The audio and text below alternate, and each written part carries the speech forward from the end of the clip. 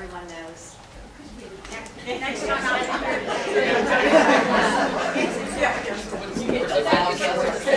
All right.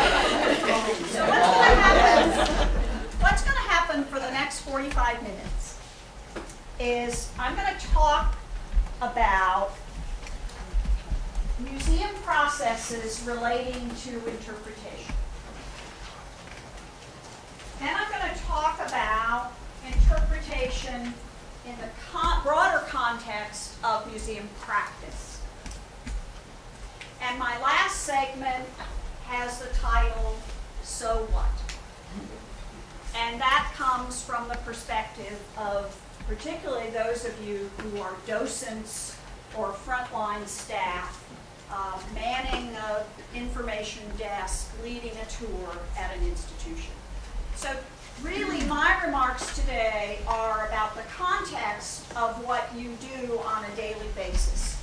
And the two sessions that follow me are really going to take some of what I've hopefully set in place for you and follow on with, well, how on earth do I do that? So some of what I'm going to talk about today is not going to be so applicable to what you do next Saturday when you're welcoming visitors to your site, but rather I'm hoping it helps you appreciate that there are lots of things that are behind good interpretive practices. And my charge today is to really talk about what interpretation is and how it works. So let's go back to the 16th century. Not really. And because I really think the 16th century is the origins of current museum practice today. And if you'd like to have a peek at that, travel to Baltimore to the Walters Art Museum and wander into a setting they call the Chamber of Wonders. And what you will see there are paintings, walrus teeth, stuffed birds. You will really see a reproduction of 16th, 17th century personal museum space, and it's magical. It is really a chamber of wonders to see that. Museums started primarily because we as human beings are such pack rats.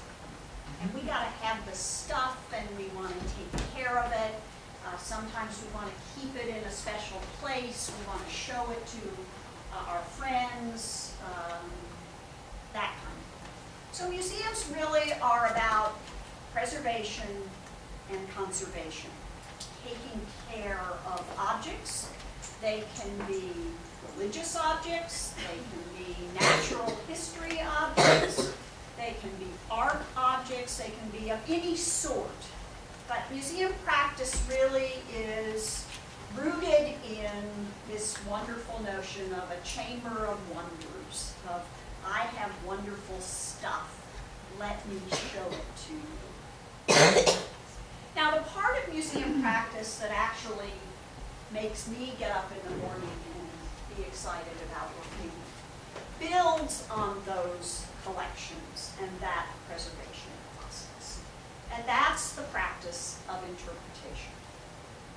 And that's really, you're going to encounter a bunch of definitions of interpretation today in your workshops and from me.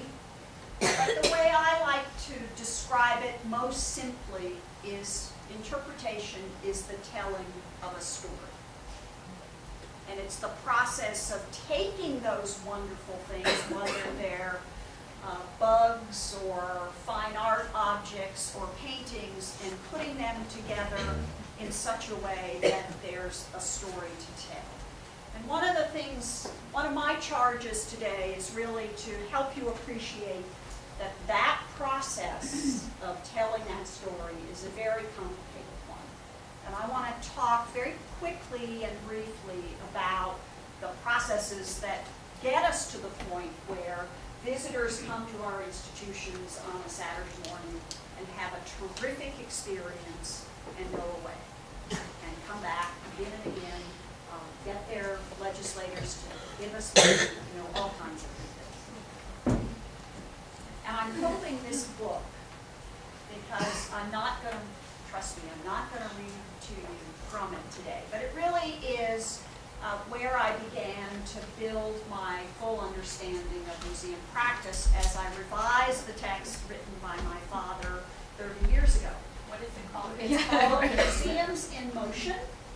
And actually, there's a copy here that is available for someone, and Rod and I are going to figure out who gets this copy today. And Lottie said, "You will sign it, won't you?" And I'd be delighted to. But this is why I think Rod said, well, I think Mary should be the speaker for the opening session because she knows a fair amount about this. All right. So how does a museum decide to tell its story? What are the processes that it goes through? There are 5 that are significant. And Rod, maybe we could pull the cap off that. I'm not a PowerPoint aficionado, so I'm trying something here today. We'll see how this goes. So the first process that a museum goes through in terms of building its storytelling capabilities is research. And I have to say, if there is one activity that is central to what we do as museum practitioners, as interpreters, it all comes down to research. Because otherwise, we're Disney World. So I think we have to respect and honor the fact that the things that we do are grounded in solid intellectual study.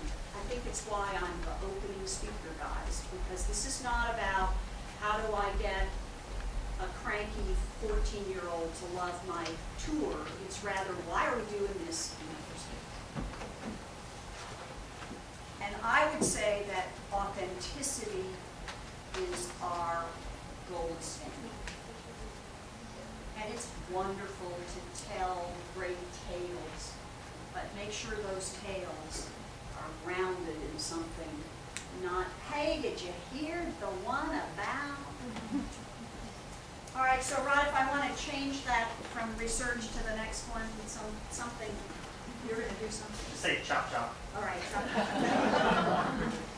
The other piece of interpretation that comes into the process is the mission of your institution.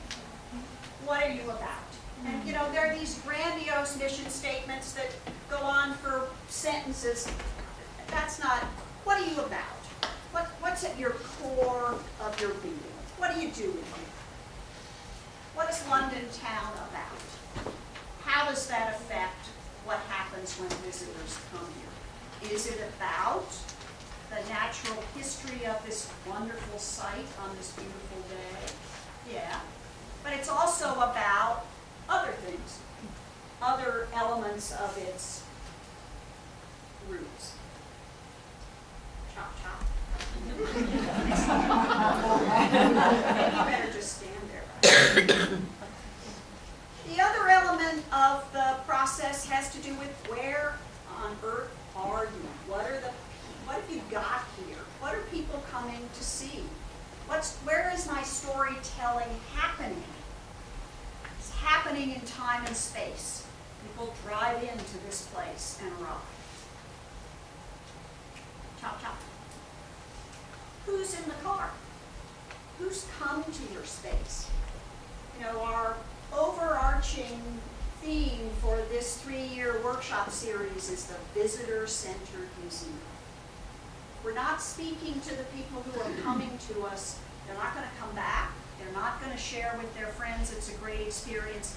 They're part of the core of what a museum does as it figures out its interpretation.